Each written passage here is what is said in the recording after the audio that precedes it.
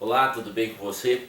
Mais uma vez aqui para falar um pouquinho, conversar um pouquinho com você sobre história, né?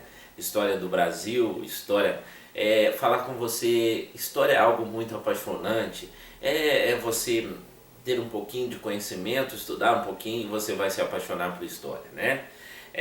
Vou falar um pouquinho sobre os índios e os portugueses, os índios e os portugueses, né? Com a chegada de Cabral, Cabral chega no Brasil em 22 de abril de 1500, chega na cidade de Porto Seguro, na chamada Baía Cabralha, que hoje é um centro, local de turismo, de visitação, né? Então ele chega com aproximadamente 1.400 homens marinheiros, técnicos de navegação, escrivão, cozinheiros, padres. Naquela época era comum os padres viajarem nos navios portugueses, pois Portugal e a igreja tinha meio que um contrato social, né? Meio que um contrato. É, Eles acabaram por desviar a sua rota, que eles estavam querendo chegar às Índias, acabaram chegando aqui no Brasil. Não se sabe ao certo se essas rotas, se foi intencional ou não, né? Alguns historiadores dizem que eles já conheciam o Brasil, passaram por aqui para tomar posse, outros não, outros falam que foi por acaso que eles chegaram aqui no Brasil. Mas isso não tem relevância para nós agora, né? Então, o desembarque, chegaram no litoral sul do estado da Bahia, onde avistaram um monte, no qual batizaram de Monte Pascoal, por se tratar do período da Páscoa naquele momento, né? O desembarque aconteceu no dia 23 de abril, 45 dias após a partida de Portugal. Depois, somente no dia 26 de abril, é rezada a primeira missa. No dia 26 de abril é rezada a primeira missa em território brasileiro, né? Muita gente fala, então, por isso que o Brasil talvez recebe o nome Terra de Santa Cruz, por ser dedicado a Santa Cruz, né? E o Brasil por ser um país muito católico e até hoje protegido, tendo como padroeira Nossa Senhora Aparecida, né? Então a primeira missa foi celebrada pelo Frei Henrique Soares de Coimbra no dia 26 de abril em território brasileiro, né? No dia 1º de maio, Cabral oficializa a posse das terras pela coroa portuguesa, com a celebração da segunda missa diante de uma cruz, marcada com o brasão real, com o brasão do rei de Portugal. Apesar dos avanços das pesquisas históricas, ainda hoje os historiadores defendem a tese que Cabral teria chegado aqui casualmente, como eu disse no início, né? Cabral teria chegado casualmente, e outros dizem que que Cabral veio para realmente tomar posse da terra, tomar posse para Portugal, ou veio para Portugal já possuía técnicas de navegações mais avançadas, por ter o seu território todo banhado pelo mar. Portugal desenvolveu, teve um pioneirismo nas grandes navegações e já tinha algumas técnicas para explorar novas terras, né? Pode ser por isso também.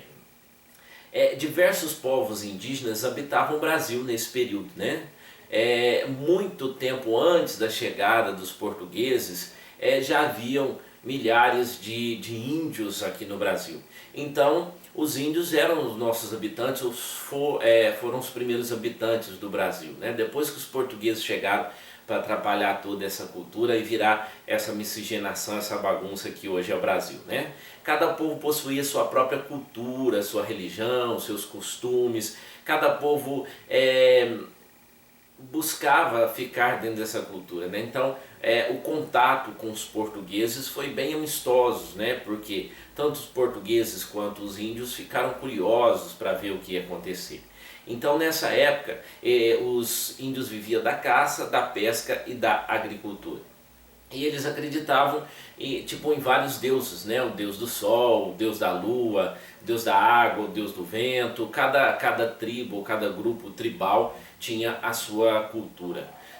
Se nós formos analisar, nós que somos monoteístas, que temos um Deus único, os índios acreditavam no mesmo Deus que nós acreditamos, só que de maneira diferente, já que nós monoteístas, nós acreditamos que Deus criou todas as coisas. Então, acreditando no Deus Sol, eu estou acreditando no Deus único, se foi Deus que criou uma coisa ou outra. Então isso é relativo, né? Isso é relativo. Eles viviam da coleta de alimentos, pois acreditavam a mãe natureza dava tudo que eles precisavam, né? Os índios trabalhavam às vezes muitas horas por dia, às vezes poucas horas por dia, dependendo do período em que conseguiam pescar, caçar ou colher os frutos para a alimentação daqueles dias. O resto era festa. Não que os índios fossem preguiçosos, que depois os portugueses, não acabando conseguindo escravizar os índios, joga essa questão que os índios eram preguiçosos. Na verdade não eram preguiçosos, eles só não tinham necessidade da acumulação primitiva de capital, não é verdade? O primeiro encontro dos selvagens foi uma relação de troca amigável, né? Ainda não havia o peso da terra colonizada. Houve uma prática de escambo, né? Uma prática de escambo, quer dizer, os índios foram presenteados com coisas que eles nunca haviam visto e que muitas dessas coisas facilitaram até a vida dos índios. Por exemplo, um machado, uma pá, uma foice, uma faca, né? Que facilitou até a vida dos índios. Isso os fez interessar bastante. E até colares, roupas coloridas que os índios ainda não tinham visto. E outra coisa que também atraiu a atenção dos índios foi os homens brancos, de olhos claros, né? Dizem as más línguas que as índias se apaixonaram e os índios ficaram muito bravos com isso. E dizem também, não sei se é verdade, mas dizem as más línguas, que muitos desses que vieram com Cabral para cá sumiram para as matas com as índias e nunca mais foram vistos, né? Já que eram pessoas, marinheiros, não eram pessoas muito acreditadas na sociedade portuguesa. Tinha um contato, os índios tinham um contato total com a natureza, pois eles dependiam da natureza para quase tudo, né? Os rios, as aves, os animais, as ervas, as plantas eram de extrema importância para a vida dos índios. Porém, muitos índios eles destruíram um pouco da Mata Atlântica brasileira. Como assim? Às vezes eles usavam aquela forma de botar fogo nas matas e às vezes não tinham o controle certo, né? Então colocavam fogo nas matas para poder sair os bichos, as caças. Então eles destruíram um pouco das matas, apesar de também preservadas. Então fica essa incógnita, né? Os índios viviam em tribos e tinham a figura do cacique como seu chefe político e administrativo. O pajé era o responsável pela transmissão da cultura e dos conhecimentos, né? Era o pajé que também cuidava da parte religiosa, medicinal, através das curas de ervas e ritos religiosos, né? E também eram os mais velhos que passavam as histórias para os mais novos. Os mais novos tinham um respeito muito grande, coisa que na sociedade agora nós estamos perdendo. Nós devíamos recuperar isso com os índios, né? Porque hoje os mais novos parecem não respeitar e não saber aproveitar a cultura e a sabedoria dos mais velhos na sociedade atual, mas naquela época os índios, os pequenos observavam os índios mais velhos para aprender, né? E para poder passar, e os mais velhos passavam a sua história para os mais novos, né? Historiadores calculam que existiam em torno de 3 a 4 milhões de índios no Brasil antes de 1500, espalhado pelos 4 cantos do país. O contato com os índios brasileiros foi extremamente prejudicial para os primeiros, quer dizer, para os primeiros índios, né? Os índios foram enganados, explorados, escravizados e em muitos casos massacrados pelos portugueses. Perderam terras e foram forçados a abandonar a sua cultura em favor da cultura europeia, né? Os índios eles tiveram contato com uma nova cultura e essa nova cultura atrapalhou um pouco daquela cultura que eles viviam, né? O choque cultural foi muito grande. Muitas tribos influenciadas pela cultura dos brancos perderam muitos traços culturais e era muito comum encontrar tribos indígenas atuais índios falando em português, vestindo roupas e até usando equipamentos eletrônicos. Hoje as tribos, né, têm essa forma. Hoje você vê muitos índios envolvidos em confusões, muitos índios envolvidos em contrabando de diamantes, muitos índios andando de Mitsubishi, muitos índios perderam essa cultura que tinha antigamente. Mas muitas tribos ainda mantêm uma certa característica de forma tribal, né? As principais tribos que faziam parte de um grupo indígena muito amplo, conhecido, era o Tupi, né? É o nome da língua que eles falavam Tupi, mas os Tupis não eram uma nação homogênea, não era uma nação muito unida, né? Eles tinham grandes rivalidades internas e acabavam sendo explorados pelos europeus que tentavam colonizar a região. Quer dizer, por causa dessa por causa dessa rivalidade, por causa dessa não união, de ter a própria rivalidade entre as tribos, os portugueses, que já eram um pouquinho mais avançados no conhecimento, aproveitavam disso, né? Nós tínhamos os guaranis também, né? Que são povos chamados espanhol de pueblo, pois sua ampla população encontra-se dividida em diversos grupos étnicos, dos quais os mais significativos, os mais populares, os mais populacionais, que tinham mais pessoas, eram os Kaiowás, né? Os Embiás, os Avaxiriguanos, os Guaraios, os Isozenos e os Tapietés. São nomes complicados, mas que é só para questão de conhecimento, né? Em boa parte das regiões litorâneas do sul e do sudoeste do Brasil, assim como na Bahia dos rios Paraná e Prata, foram as populações guaranis, né, as primeiras a serem contatadas pelos europeus. As expedições de conquistas espanholas encontraram diferentes populações guaranis em territórios diferentes, nos quais os espanhóis passaram a chamar de províncias, né? E isso deu origem à língua espanhola na América Latina. Os cristãos, que ao encontrar os nativos, teriam se apossado do sentimento de torná-los cristãos, né? Como estava acontecendo a Reforma Protestante, lá na Europa, um pouquinho depois de 1500, estava acontecendo a Reforma Protestante lá na Europa, eles queriam tornar o Brasil europeu através da Companhia de Jesus, cristãos, né, através da Companhia de Jesus, fundada por Santo Inácio de Loyola.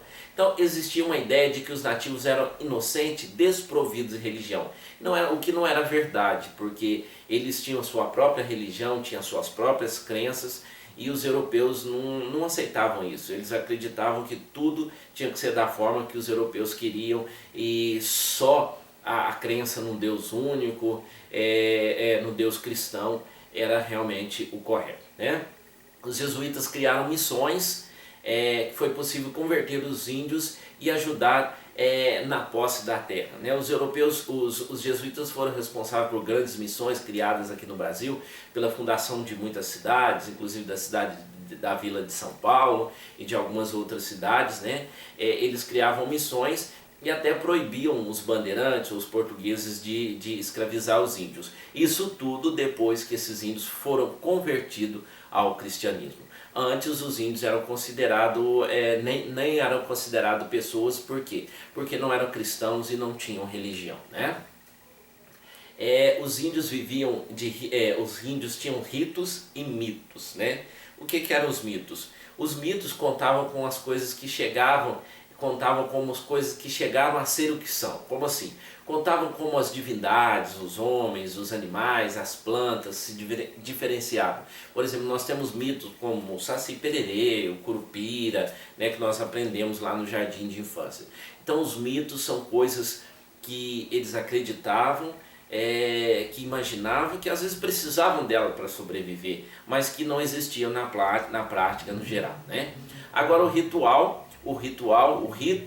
ele se estabelece entre seres humanos e seres não humanos, como espíritos, divindades, donos de espécies naturais, subjetividades que habitam corpos animais, vegetais, todos dotados de diferentes potências. Os rituais indígenas são uma celebração de diferenças.